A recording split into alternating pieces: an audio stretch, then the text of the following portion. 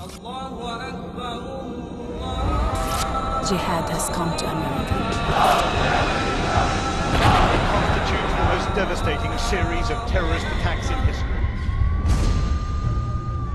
The only deen Allah accepts is Al-Islam. And whoever seeks any other deen apart from Islam will never be accepted. Allahu Akbar! And we stand together to win the war against terrorism. But you too will make your destruction.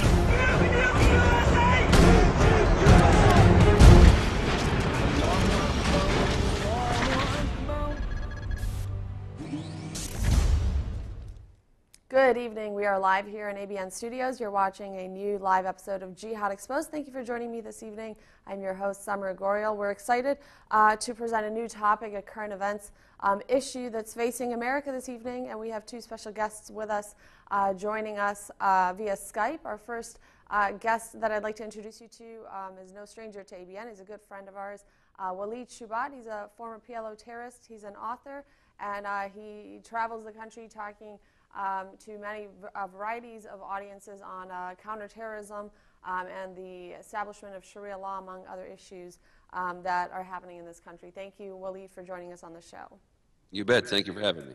And also our second guest, he is a new guest on this program. Hopefully won't be the last time he'll be joining me on the show. We have John Hajar joining us right now. He has served as the president of the World Lebanese Cultural Union Boston chapter. He's also an advocate of conservative causes, and he appears on mainstream media outlets as a commentator on current events, on current affairs. Thank you, John, for joining us.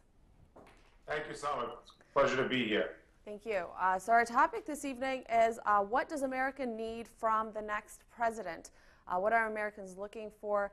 And I'm sure a lot of you have been paying attention to the upcoming November elections. Maybe some of you have watched the past debate that has happened with the two candidates. And I know that a lot of issues, gentlemen, that are going to be coming up as more and more of these debates start airing are the security of not just Americans in general, but also the security of minorities in the Middle East. And one of the topics that I'd like to touch base on tonight are equality of rights, in particular for this show, equality of rights and freedom of speech for Christians and other minority groups who may not have had the same sort of equality of rights in the past under the current leadership as it is. So Walid, I just want to start with you. I know that there's many topics. I know national security, policies, our debt. There's so many issues to tackle with the current elections. But tonight's focus, I want to ask you guys about the security and the equality of rights for Christians in the West. Let's start with that. So, Willie, do you think that there's any change that needs to happen with the next president, even if it's Obama that's reelected, that needs to take place for Christians to be securely protected under the Constitution? Yeah, absolutely, because if we look at the tide in the Middle East after the Arab Spring, especially after the Arab Spring, that we've begun to realize that this is an Islamic winter in which we see the pressure continually. We've seen the film The Innocence of Muslims and the kind of turmoil it created in 30 different countries. The agenda becomes into pressuring foreign entities, foreign embassies, and begin to pressure Western countries. They had the Muhammad cartoons.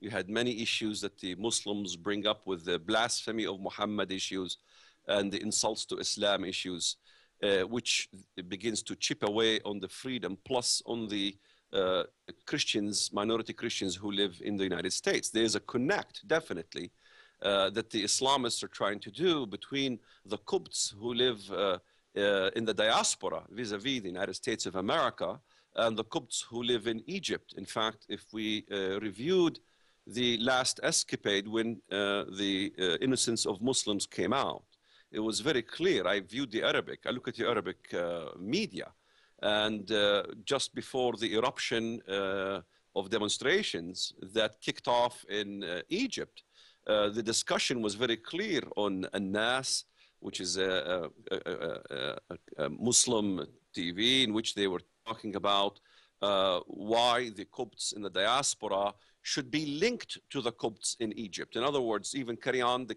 persecution of Copts in Egypt itself by linking the two together. The issue of minorities who leave the Middle East, I'm sure you're one of those too as well. You're Chaldean. You have Assyrians, you have many Christian minorities, Lebanese, who come live in this country. And whatever they do with their freedom of speech, in other words, they were basically choked to the point of not being able to have this kind of freedom that we so much enjoy in the West, including critiquing religion. And they come to the United States and they begin to critique Islam. And that seems to be a sore point for the Muslims.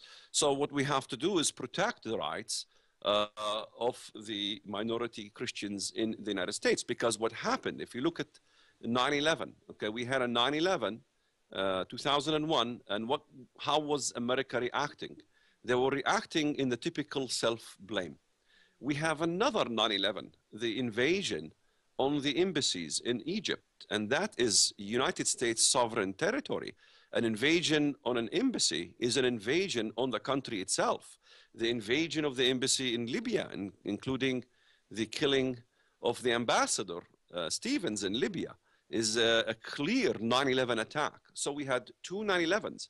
If we look at the reaction in the West, in the United States, the government, what the government's reaction was the same reaction as it was in the first 9/11, and that is basically, what did we do wrong? We must have done something wrong. More of a reactive review, you're saying, reactive point of view. Exactly. We react and we don't act. We don't say, well, there's no excuse for this. So this is the problem that is continually going on in the West. Yeah. So it's a misunderstanding in both. The Muslim world does not want to understand the West, and that in the West you have absolute freedom of speech, including insulting the cross, insulting Jesus, and whatever you want to do in the West. But there is pros and cons to removing those liberties, because the question becomes, you know, the movie Innocence of Muslims, it's a movie. Well, let's skip the movie for 1 second. Let's talk about books here. Will a book also be an insult to Islam? Well, if I look at the Bible itself, in 1 John 2:22, it says, who is the liar? It is but he who denies that Jesus is the Christ. He is Antichrist that denies the Father and the Son. Well, Muslims deny the Father and the Son. So the New Testament in itself is an insult to Islam. Because, you know, in the Middle East, they call it al-film al-musi' lin-nabi, the film that insults the Prophet. Well, that verse right there insults the Prophet, because the Prophet doesn't believe in the Father and the Son, and it calls him Antichrist. Well, al-Masih ad-Dajjal. Imagine calling Muslims, you know, Dajjals or whatever. It's an insult to Muslims. Right. But that's just the case. And the same essence, the Quran is also an insult to Christians. They deny the crucifixion and all these things. That's an insult to Christians. So as much as we eliminate all books as well. So the Muslims are trying to play this game that don't insult our religion. You go too far. There is no such thing as going too far with insulting any religion in the West. And that's the new administration, whoever it is, Obama or Mitt Romney, they need to take a stand on the First Amendment, because the idea is to chip away on the First Amendment. And that's the whole... That's the strategies. Is that their strategies, what you're saying? Absolutely. In fact, when I reviewed the whole fiasco in Egypt, it was two culprits who began the whole fiasco. It's a handful of culprits. I'm sure we'll touch on that later. Yes. But it was the Noor Salafist Party, and it was Dar al-Hikmah established a new coalition in which Noor Salafist Party joined that coalition. And in fact, if you look at the line of the media in the West, they think it was the movie when it was shown in Arabic in Egypt that sparked all the revolt. That is not correct. It was shown on An-Nas, and An-Nas was showing the film. And then later on, there was a call from the WASF of the coalition, telling them about the demonstration in front of the embassy. So it was organized by the Salafist Noor Party on September the 11th, and there is no reason to have it on September the 11th except one, and that is to rub it in the noses of the Americans and to put placards of Osama bin Laden and tear down the flag and put the flag of Al-Qaeda instead of the United States flag. That's very clear declaration of war on the United States. Well, a lot of our viewers have been contacting us, and I want to encourage them to call into the show with your comments about this hot topic that's going on today. But I want to turn it over to John. I want you to elaborate, if you can, on the current state of how the minority Christians are being treated, or if there is equality of rights, so that we can move forward and say, okay, well, what in fact needs to be changed? But I want you to elaborate on this reactive mode that Walid was just saying about what kind of a situation are we in? Are we in good shape or bad shape? Well, where do I start? I think we're in a very difficult state right now. I think we're in a state where the people on the ground, and increasingly so in the Western world, in Europe and the United States and Australia and other Western countries, understand the threat of jihadism and radical Islam, but our elites are failing to take heed, and that was brought home very clearly with the incidents of September 11th in Libya. So the people are moving at a very fast rate. They're becoming more and more educated, not from the mainstream media, but thanks to ABN and other types of media. The only slightly so on Fox News, but really it's from the blogosphere and from the the underground media, let's call it, where people are getting their education. And hopefully they'll make a political, they'll make a difference. And the opportunity is coming up. This is a seminal election here in the United States, coming up on November 6th. And hopefully, Mitt Romney is somebody who does understand the threat of radical Islam, because people, as we know, and as I'm sure the majority of your viewership understands, we're suffering, the minorities in the Middle East, the Christians in particular, are suffering a very bitter harvest from the Arab Spring. Right. And we see it every day in Egypt. The Christians are coming under increasing attack. I mean, there's more and more incitement to violence by the Salafist party, and meanwhile Mohammed Morsi, the new president, who was brought to power partially through the policies of the Obama administration, is sitting silently. So we can only infer from that he's complicit in the persecution of the Christians in Egypt. And as we know, Egypt is the largest Arab country, and those what happens there reverberates throughout the Arab world. So it's not nearly as bad for the Christians in the remaining quote-unquote Arab countries, Lebanon, Syria, Jordan. Although now it's getting very difficult in Syria with the uprising in Syria. But the people are suffering tremendously, and we have to do whatever we can do, especially here in the United States, to make their voices heard. And the most effective thing that we can do is restore strong leadership from America. When America is strong, freedom-loving people, they have voice, they have hope, they have reason to feel that their persecution will not go unnoticed, as it has for the last 4 years. Well, and just to sort of add on to that, just to analyze the current positioning that we're in, I want to play a short clip, and I warn you that the language is derogatory, but we have to show this clip, and I'll tell you why in a minute. What the relation to this next clip is to national security and Christians here in the West. It's very important. And what this clip actually is ABN was threatened by a Muslim not too long ago. We have many types of debates and different types of shows on ABN, as you know. And Robert Spencer has a show on ABN called Jihad Watch. And the day after he had his show, ABN received a very chilling death threat. We've received them, in the past, but this was one of the more prominent ones. And so the FBI's response to what you're about to hear is probably the most surprising of this entire story. And it really goes back to, okay, what do we need to change, if anything, about the security of this country, and also the protection of equality of rights and freedom of speech of Christians in particular. So again, it's a warning. If you have small children, you may need to ask them to leave the room shortly. But let's take a look at that sound bite, and we'll be right back. Listen to me, asshole. If you ever disrespect my belief, I'm going to personally find you. Okay? If you ever disrespect Islam ever again, I'm going to personally find you all. Okay?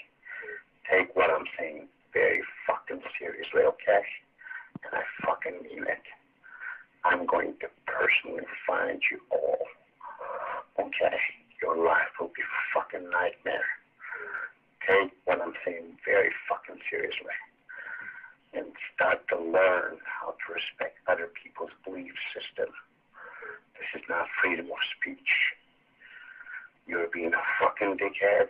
I'm going to personally find you if I ever see your fucking ass to be disrespectful to other people's belief system, okay?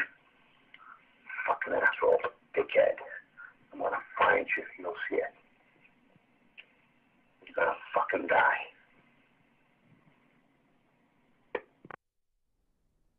Okay, so freedom of speech, he has his own opinion. He has every right to say what he wants to say. This is the interesting part, Walid, and I want to get your comment on this in a minute. So ABN calls or contacts the FBI, and the FBI's response is, it is a threat, but there's no way that we can do anything about it. You have to give us a call when a real threat happens to ABN, and for two reasons. Number one, the threat didn't have a day or time to where they were going to attack you, and number two, they didn't specifically say that they were going to. They didn't tell ABN what they were going to do or how they were going to attack you or why they were going to attack you in the name of a certain religion.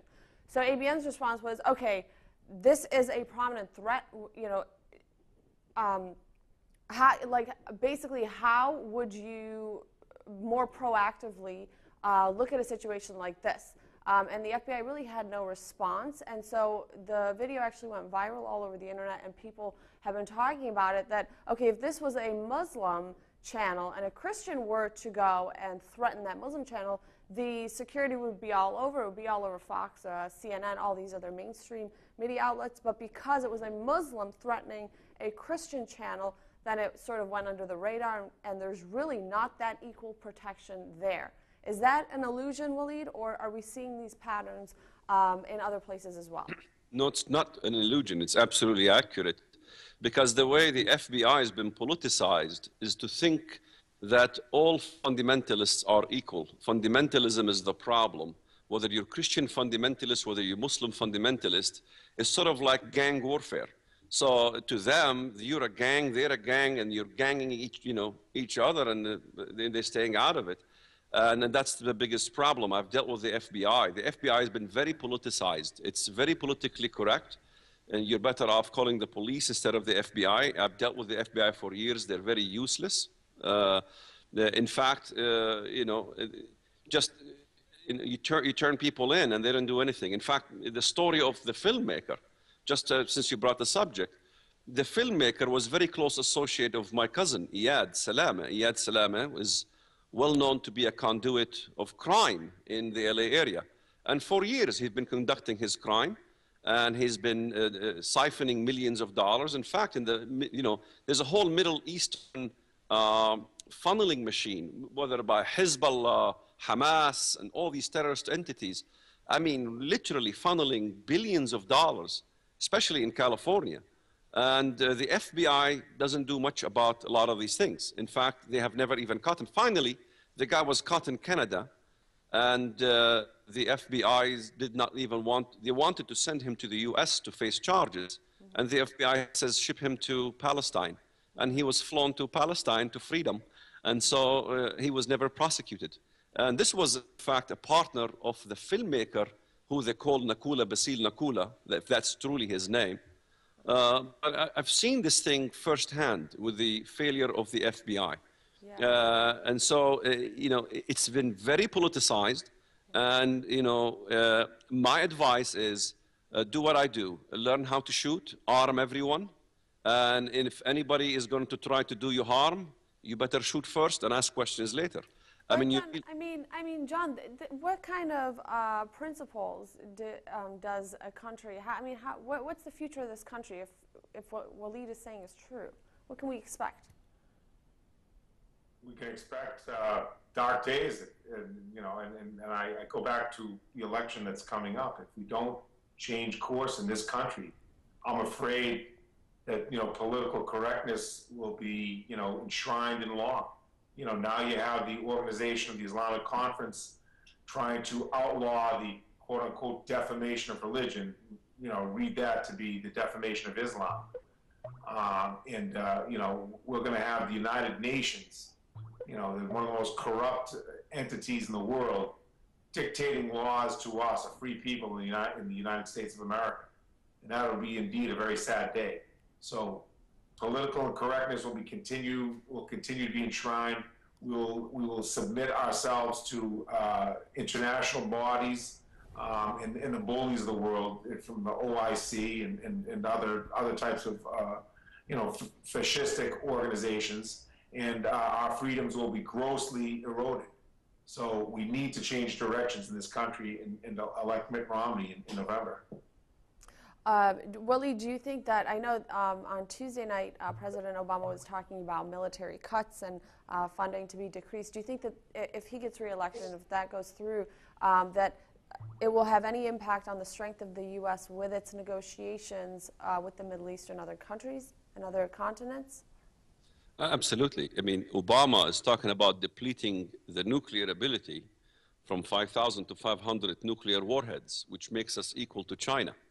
So the strength of the United States will diminish greatly if Obama takes charge. And of course, he's very much in alliance with the Saudi demands, and as well as what happened in Egypt. It was President Obama who really gave the green light for this Arab Spring. The continual support for revolutions in the Middle East is really eroding into something very crucial that's in the Middle East, and that is nationalism. If you look at Syria, Syrians are proud to be Syrians. Egyptians are proud to be Egyptians. There is a national spirit there. With the Islamic fundamentalist view, the erosion of nationalism is bringing what we call Islamic fundamentalism, and it is trying to unite all the Islamic factions from different backgrounds, different nationalities, under one entity as they call for the Ummah. And so that's what we see, including in Syria. The problem is not only in the liberal left or the Democrats, the problem is also in the Republican Party. If you ask even Mitt Romney, he would be taking the position of supporting the Syrian rebels. Mm-hmm. So let's not fool each other. If you talk to McCain wants to send weapons to the Syrian revolution. And we all know, and especially the Christian minorities in Syria, know very well that if Bashar Assad is ousted, you're going to have Muslim Brotherhood state number 2 after the state of Egypt, which will mean the detriment and the persecution of the Christian minorities in Syria. So the issue is the lack of understanding, not just on the left, but also on the right, that what is happening in the Middle East is an Islamist revolution going full-blown and using things like the innocence of Muslims to continue to push blasphemy laws, and this is what's going to happen. What's going to happen if the Obama administration wins the election again is that the OIC, as Hajjar was saying correctly, the OIC, wants to push to try people who basically blaspheme Islam, as if Islam never blasphemed Christianity, and that will, to be able to try them in a foreign country. In other words, people like me and you and your father could be arrested and go and taken to trial. This is what the goal is by the OIC. The Bible told us that there will be persecution coming. In fact, we rejoice to all of this. Not that the persecution is something to be joyful of, but we rejoice that the Bible is correct, that the ones who will come to kill you will be thinking they're doing God a service. Isn't that what Muslims believe? They're doing Allah a service when they kill us? Yes. Well, now, you talked a little about the Muslim Brotherhood. Why do people here in the West, or decision makers in general, believe that the Muslim Brotherhood is so harmless if Osama bin Laden himself came out of the Muslim Brotherhood? Why is there that belief out there? Or is it a deceptive move, very strategic? They have infiltrated the halls of power in this country. If you look at some of Obama's, leaders, Hillary Clinton, the Secretary of State, is advised by Huma Abedin, whose family have very close ties to the Muslim Brotherhood. And this is my difference with Walid. Yes, this Arab Spring is turning into an Islamist winter. However, there are moderates. You can't look at the Arab world or the Islamic world in just binary terms. There are hardline Islamists, and there are moderates and minorities. But there's shades of gray. In Egypt, the people rising up before the Muslim Brotherhood had the guts to take to the street. It was the liberals, it was the Copts, it was the writers, the youth, etc., who took to the streets. And their vision of the Egyptian state would be a more secular, open, free society. And that's not what they got. So we know there are a lot of good Egyptian people that have, unfortunately, who've been swept aside and have been rendered powerless with the ascent of the Muslim Brotherhood and the complicity of the White House and others in the West. And the same thing is happening in Syria. Now, you can say that, yes, the Christians in Syria and other minorities are worried about what their fate will be under, for obvious reasons, if the Muslim Brotherhood takes over, and worse, the Salafists. However, Bashar al-Assad was no friend. I mean, he was a secular despot, what they call a secular despot in the West. But we know what he was doing. He was propping up Hezbollah in Lebanon. He was sending in the fundamentalists into Iraq from Western Syria. That was a conduit, right, from Damascus. They were flying in from all over the Islamic world to do jihad in Iraq. And who was aiding and abetting them? It was Bashar al-Assad, under the tutelage and the financial support of the mullahs in Iran. So to say that Bashar al-Assad is to some extent, it is the lesser, it may be the lesser of two evils. But I believe there's a third way. I believe we have to empower the moderates so that they can rise up, and the voices of the moderate Muslims and the Christians and other minorities in Syria and Egypt can be heard and can be empowered. Yeah, well, we have to look at the past also to forecast the future, and I'm sure Walid has a comment on this. We have to take a quick break. When we come back, I'll start with you, Walid. Our phone lines are open. Give us a call at the studio if you'd like to participate in the program, 248-416-1300. We'll take a quick break, and we'll be right back.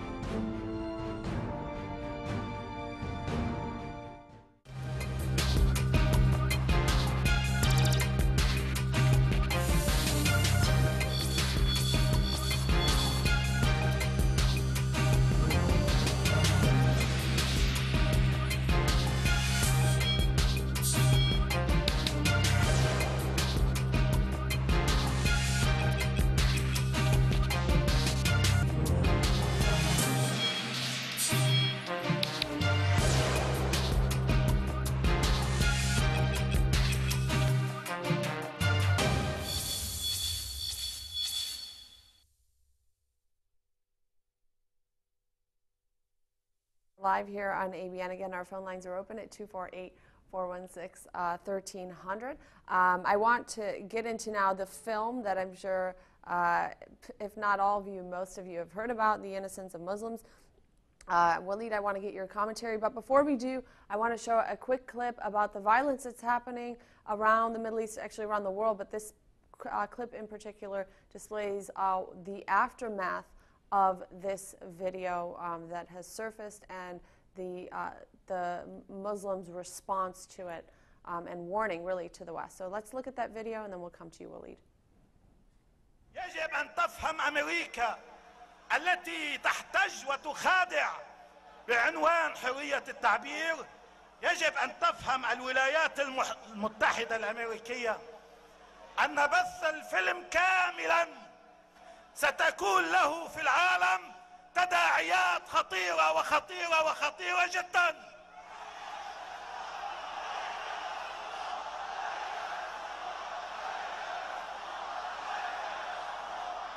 الآن في بعض البرلمانات الأوروبية تصدر قوانين مشابهة. من ينكر المجزرة الفلانية يجرم، من ينكر المحرق الهولوكوست يجرم. ألم يواجه غارودي هذه المصيبة؟ هذا نبيكم أيها الحكام، أيها الملوك، أيها الأمراء، أيها الرؤساء. هذا نبيكم، هذا قرآنكم، هذا إسلامكم، هذا دينكم، هذه أمتكم التي تهان كرامتها اليوم. والعجب أن كثيرين منكم لا يحركون ساكنا. وأنا أقسم لكم لو أن هذا الفيلم تناول ملكا من ملوك العرب والمسلمين أو أميرا من أمرائهم أو رئيسا من رؤسائهم بالشخص كما تناول محمدا رسول الله صلى الله عليه وآله وسلم لوجدتم غضبة لدى هذا الملك أو الأمير أو الرئيس وعائلته وحزبه وحكومته وبلده مختلف عما نشاهده الآن. فهذا محزن. Okay, Walid, so it's basically a warning for worldwide repercussions because of this film, and it's also, the second part was a warning to Muslims to stand up against the West. What is your take on that, and where do we stand? Well, it's a double standard. I mean, how many times the Christian faith was insulted in the Middle East? How many Bibles were torn apart, used as toilet paper? How many times it defecated in churches, even in Lebanon, even the Damour massacre in Lebanon? How many, even Joseph's tomb in the state of Israel was urinated on and burned. And those are holy places. What about the Church of the Nativity in Bethlehem, where Jesus Christ was born, and terrorist thugs take over it and steal the crosses and insult the monks and the religious people who are living there? So, this is all double standard. What we should do is avoid everything they say. To begin to blame the United States for its freedom of speech, right, and to basically say we have to do away with our First Amendment, just so we can please the rule of the mob, increases the rule of the mob. Yeah. And in fact, it's the problem is the Middle East. It's not just only the Muslim world. It's not just the Islamists are the problem. Hajjar was making the point there are moderates in the Middle East. I don't disagree. There are moderates, but I think it's a very simplistic explanation. There's moderates, there's fundamentalists. It's a little different than that, because you have the ultras in Egypt who began to tear the United States flag. There was a lot of ultras, people with those masks. They call them the ultras. Those are not Muslim fanatics. They're very extreme liberals too. Let's not forget the country of Egypt is not composed of Muslim fundamentalists who's moderates and non-moderates. It's composed of, you can say, 50 percentile who are liberal of the very left kind in America. There's no conservative, in the essence of a Western-style conservatives in those countries. So in their mindset that to insult and to humiliate Muhammad, say something about Muhammad, derogatory about Muhammad, a film or anything like that, as you got that threat, that means we have to all be silent and don't say anything. Now, we're not for, I don't know any Christian really who's really for the style of this movie or even for Jones burning the Quran. 99% of, in fact, it's 99.99% of Christians in America condemned the burning. They're acts of stupidity. Yeah, condemn the Quran. Okay, let's put it this way. Okay, let's take this scenario very simple. 99.99% of Americans condemned the burning of the Quran. Right. Now, you would think that in Egypt and all the Muslim world, they would carry banners that would say 99.99% of Americans condemned the burning of the Quran. What a great country. Right. That's what it should be. Assume the guy who went to take the American flag from the embassy, and wanted to desecrate an American flag, assume the crowds went up there and stopped him from doing this. What would we say? We would say, wait a minute here, guys. 99.99% of Egyptians are moderates. 99.9, what a great country Egypt is. But that's not what happened.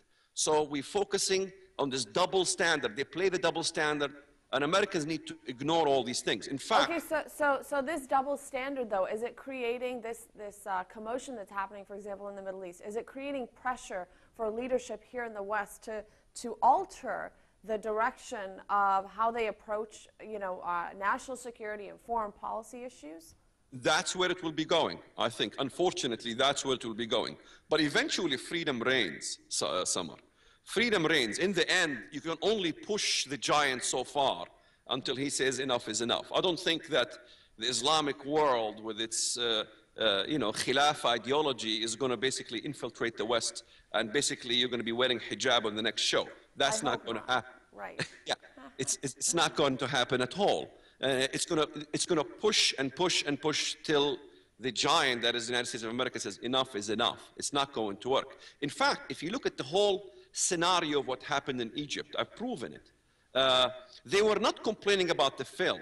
They were complaining about the failure of changing Western laws. Bakar of the Salafist Noor Party and Dar al-Hikmah that created the coalition, Waris. They got together and they said, we failed in Germany, we failed in Great Britain, we failed in the United States of twisting the arms of the West to establish blasphemy laws. Imagine blasphemy laws here like in Pakistan, okay? And so now we need to basically begin to focus on the United States of America, okay? Now, I published all these findings, and a few days later you had the demonstrations erupt in Sudan. What did they burn? German embassies, British embassies, So it's very clear where this is heading to. In fact, for your information, on the Friday prayers, right after the demonstrations in Egypt, there was another follow-up demonstration on Friday. In Egypt, it wasn't called the demonstrations over the film, the film that insults the Prophet of Islam. It was the Beard Day. Excuse me? Yes, you heard me right. The Beard Day. What's the Beard Day got to do with all of this? Well, they had a demonstration about the police officers and the military that are not allowed to grow their beards. And so a lot of them were fired. And so they have all these military and the police demonstrating to make a law in Egypt to permit police officers and to permit military officials to have beards. Why? Well, because they want to be able to change the old constitution to make Sharia implemented all the way. And that's why they weren't focused on the film that Friday. They were focused on the constitution of Egypt, because the idea of the Islamist movement is to change all world constitutions to become Sharia compliant. That's the idea. Right. But John, according to Walid, I mean, you can only push the giant so far. So even if it is a stealth methodology of implementing Sharia, do you agree or disagree that it could never, ever be established here in the West? They're doing it little by little right now. And as Walid points out, they're prodding and pushing, and if they don't get resistance, they're being successful. I mean, you see it, I think, at Harvard University here in Cambridge, Massachusetts. They established, private hours for the women in the gym. So the Muslim students could go to the gym without having males at the gym at the same time. I mean, I could give you countless examples, and I'm sure you've read and seen a lot of them yourself. But I mean, the idea is, if we push back, we will be successful. If we don't push back, they will slowly erode our freedoms. I mean, look in Switzerland. They banned the building of minarets. You don't see them burning Swiss embassies. The French banned the hijab. You don't see them burning the French embassy. So, it goes back to the ideology and the mentality that we're, coming from that part of the world or of that origin, are very familiar with. The strong horse and the weak horse. If you're the strong horse, they respect you. You got to be strong. The U.S. Has been the leader of the free world, and it's always been strong. And if we give up that strength, God help us here in the United States and the rest of the world. When we're strong, everybody else is strong. And we know that people, especially the minorities in the Middle East, suffer tremendously when we are weak, as we are right now. Right, and we do need to remain strong. I'd like to hear from the audience on what America can do better to remain strong and to actually strengthen ourselves for the future of any sort of a wave that may come at us from these Islamist groups around the world. But right now we have our first phone call on the air. So welcome to the program. What's your name and your question? My name is Charles Najar, and I have the question. What can we do in the U.S. to support our brother in the Middle East? That's a very good question. Walid, would you like to address that? Absolutely. In fact, we started to try to begin to help people in Pakistan. There's many things that we can do, begin to connect with missionaries in the Middle East. I'm trying to get into Egypt. It's been very difficult for me. But in Pakistan, we were able to send help and aid. We have a program called Rescue Christians. And so we get these things firsthand. I mean, if in Pakistan, just in the last case where this supposed girl put some book in the fire, and it wasn't even her fault, and 1,000 families were, sent away. 1,000 families lost their homes and had to leave. 900 families had to move to other families to stay with, and 100 families were destitute, had nothing. So there's many ways we can send help, and we send, help financially. The money goes directly to those people. So we need to have people on the ground. In fact, I've been trying to communicate. In fact, if there is anybody from the Coptic community that can help us, not to raise money, but to send money. Yeah. We have raised funds. We need to send this money to people who are in need. Right. Okay? So, we are an avenue. We're trying to get right to the source. In Egypt, I mean, for Pete's sake, there is Hart al-Zabbalin. Hart al-Zabbalin means dumpster street, where the Coptic community, many Copts live. Okay? They kill the pigs because pig is in Islam not halal, and so now there's no pigs to eat the garbage, so now the garbage is up. It's just creating a major problem of what's happened in Egypt. I think we need to focus a lot on the Copt issue. The Copt issue is a very drastic issue because it doesn't matter what the Copt do. If they get aid from the West or they don't get aid from the West, they will be persecuted. And so there's many in the leadership of the Copts who really are in limbo land, really still think that, we should not deal with the Western part of the Coptic community. This is a big mistake. Why are they saying this? Do you know what their number one reason is for saying this? Oh yeah, exactly, I know why.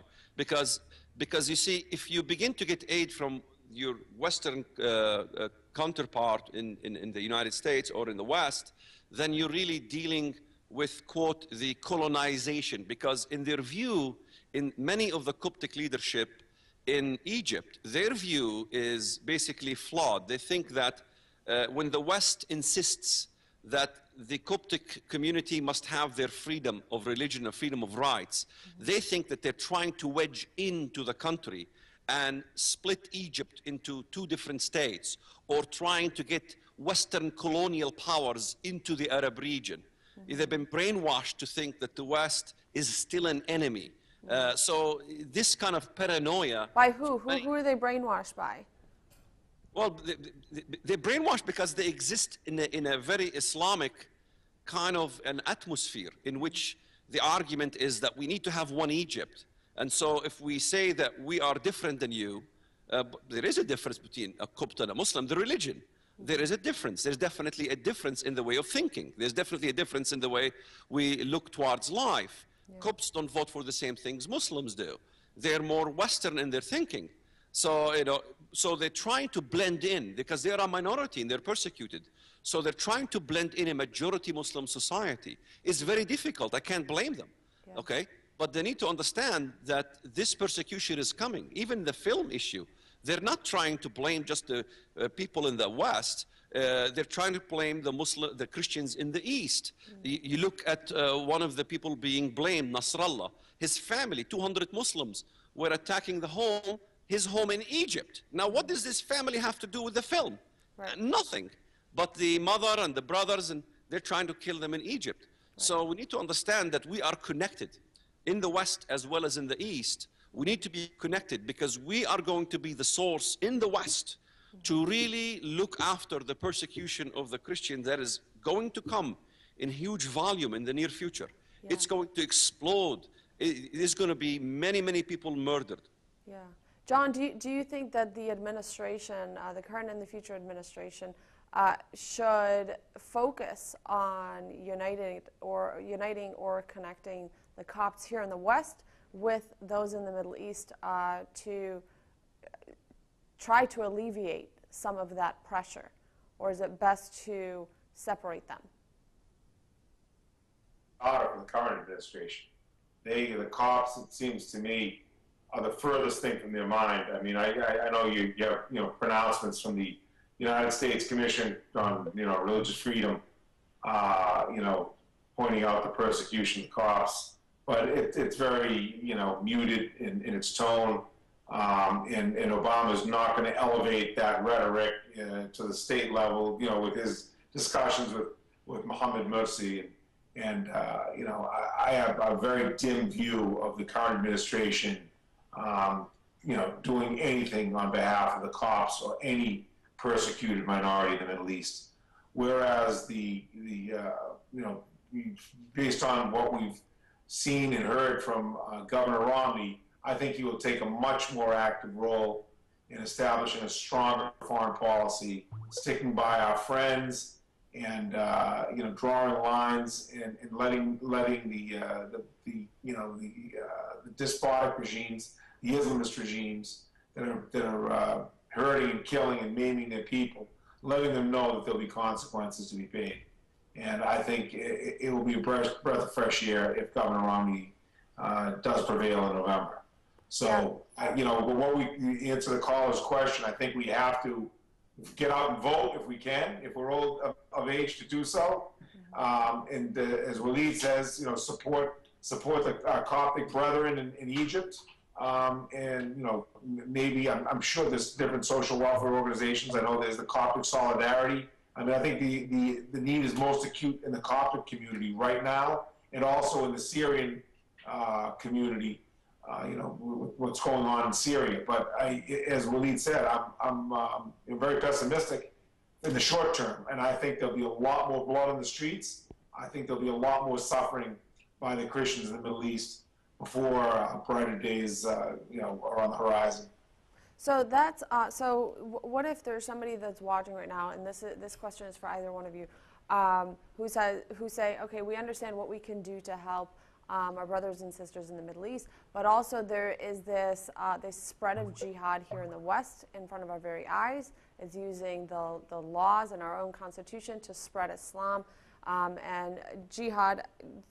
For example, what's happening with the mosques around the U.S. or this geographical jihad that's going on. So many examples. So if somebody's asking, okay, what kind of an action item can you give to us? What can we do to help our own neighbors and to help the security and the future of our own children and grandchildren here in the West? What would either one of you say to somebody like that? I would say that we keep talking government. I mean, the topic began with the government issue, with the security issue. I think we as citizens have to be responsible and not just depend on the government. While we try to change the government, we need to be responsible ourselves. And that includes the Second Amendment, Samar. And that is to be armed to the tilt as well, not to be weak. Defend ourselves, defend our rights, and begin to say, no, Sharia is not going to be implemented in the West. Began to look at the money where it comes to the mosque. If it's coming from Saudi Arabia, then that's Wahhabist money. We need to start focusing on gaining signatures and gaining momentum into convincing people that we need to basically act when we see our country going to be kind of, infiltrated. Yeah. To look at the cowardice in the government. I mean, Brother Hajjar brought in the issue of Huma Abedin. I did the most in-depth research on the issue of Huma Abedin, not only connected to the Muslim Brotherhood, connected to Wahhabis of Saudi Arabia. Her father was very well linked to the issue, even establishing the sort of the Mein Kampf, if you will, which I basically translated portions of it for the first time in American history. And how many people supported Bachman? It was 4. It was 5, now it's down to 4, which means less than 1% of the American Congress have the guts to face the issue. 99% are cowards. So we need to understand, not to take the avenue of the cowards, and to take the avenue of the strong and the free. And to remain strong. Why don't you talk to us a little in our short time remaining about the film Innocence of Muslims? I know that you've wrote quite a bit on it and done extensive research on it, and talk to us a little about how this has impacted not just the political arena, but the upcoming November elections in particular. Well, I don't know if it impacted much in the elections. I think what it impacted was negatively towards Obama, because our strategy on Middle East negotiations. Has it had any sort of a positive or negative impact on that? Well, nothing changed in the American administration. It's going more negative. I mean, they're still continuing. Look, the current administration didn't even want to recognize that there was a terrorist attack in Libya, okay? So, this is going to continue on, and the current administration still continues to say it is the film, when it has nothing to do with the film. This is not the first fast one the Islamist world pulled on the West. You could just look at the cartoons not so long ago. Right, and look at even situation. A good scenario to compare is Muhammad al-Dura in Israel, okay? The courts in France proved that the Israelis didn't shoot Muhammad al-Dura, and they used it to create an intifada in the Palestinian areas against the state of Israel. So we've had this kind of thing in a small level. This is on a much bigger level. So the creation of a stunt to create a momentum for a revolution is not foreign to the Middle East. Now, what we need to do is begin to examine who was the cause behind the demonstrations all over in 30 different countries. Where did it spark from? Right. Who were the culprits? And if we really take a look and investigate and narrow down the issue, the culprits is a handful of people. It was the Salafist Noor party. In fact, even if you look at this person who made the film, if indeed his name is Nakula Basil Nakula, okay, let's take a look at this person. They're trying to portray him as a Zakaria Butros. They're trying to portray him as a Pamela Geller, and ABN. Now tell me, ABN, Pamela Geller, those type of people, do you think they will embezzle millions of dollars from frauding checks? Do you think they'll be caught in an operation with methamphetamines that was part of Operation Mountain Express in California?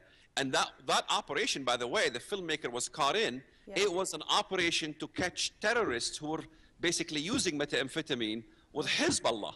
Do you think that's the kind of Pamela Geller will be involved in this kind of shenanigans? Absolutely not. So we have a very corrupt individual. Do you think Pamela Geller or Robert Spencer would say, I've been funded by 100 different Jewish families, and my family in Egypt, my wife's family are Copts, they funded the film.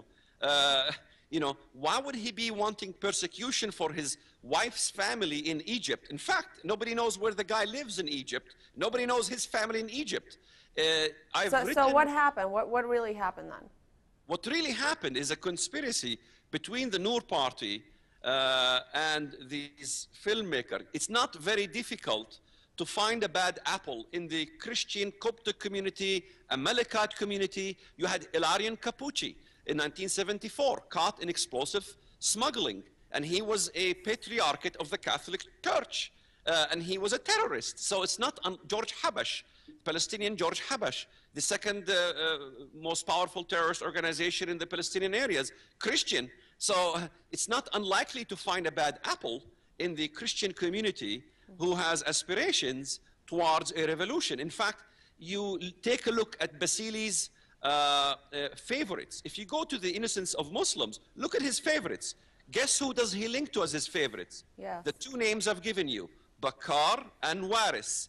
This is the Noor party, and it is the Dar al-Hikmah coalition. In fact, one of his favorites was a Muslim, a Christian convert to Islam. That was one of his favorites. Why would that be the favorite of Robert Spencer, myself, or you?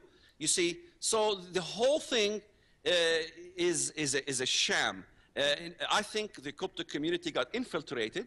I think there are some few people like Maurice Sadiq who was maybe excited about a film about Islam and got kind of swallowed into this thing. None of us will be swallowed into this kind of shenanigan. Right. But this man is a criminal, evil man. Do you think that he's had partnership or some sort of development with any political figures to get this spread, or do you think that it was a sort of an independent project? If we take a look at the facts, he was partnering with my cousin Iyad Salama for over a decade. In fact, I proved it. In fact, Iyad, my cousin, was partnering, attempting to partner with Ilarion Capucci on smuggling explosives. He was using a Christian terrorist in the old days, in the 80s and the 90s.